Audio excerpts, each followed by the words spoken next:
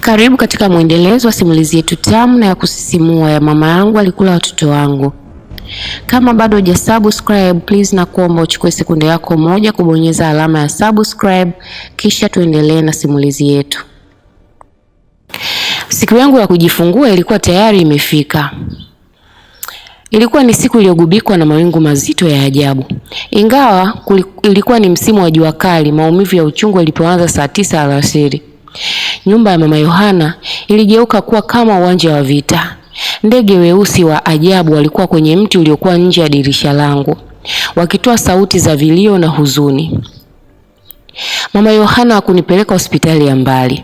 Alikuwa ameshamwandaa nesi mcha Mungu aliyekuja pale nyumbani. Sifa, kaza moyo, mama Yohana aliniambia huku akininong'oneza sikioni. Yalikuwa ni maneno ya ushindi. Huu si uzazi wa kawaida, ni vita ya kukomboa mwanadamu kutoka kwenye mikono ya mchinjaji.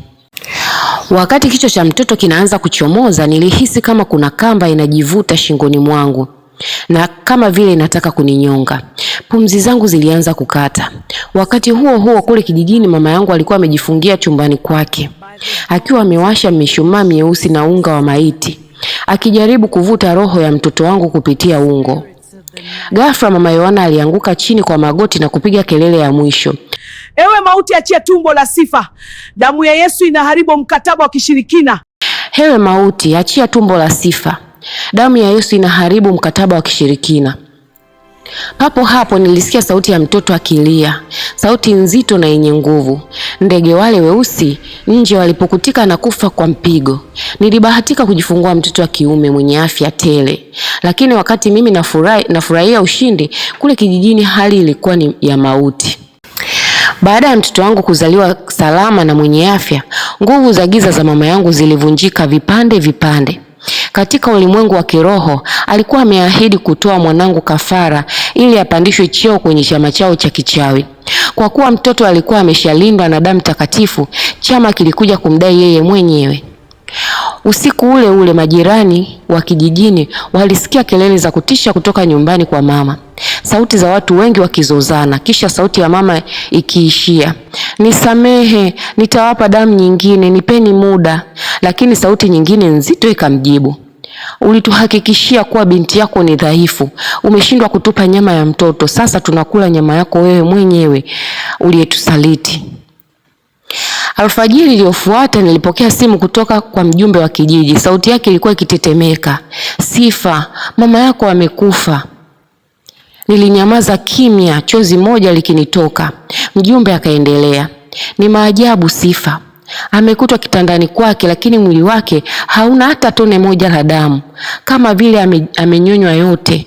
Na cha ajabu zaidi, mikono yake ilikuwa imejikunja kama alikuwa akijinyonga yeye mwenyewe, huku macho yake akiwa ameyakodoa kwa hofu kubwa.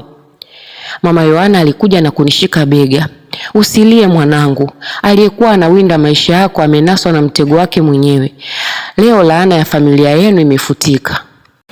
Tulifanya mazishi ya mama yangu kimya kimya kule kijijini, na kijiji kizima kilikuwa kimetambua kuwa siri ya mama ilikuwa imefika mwisho.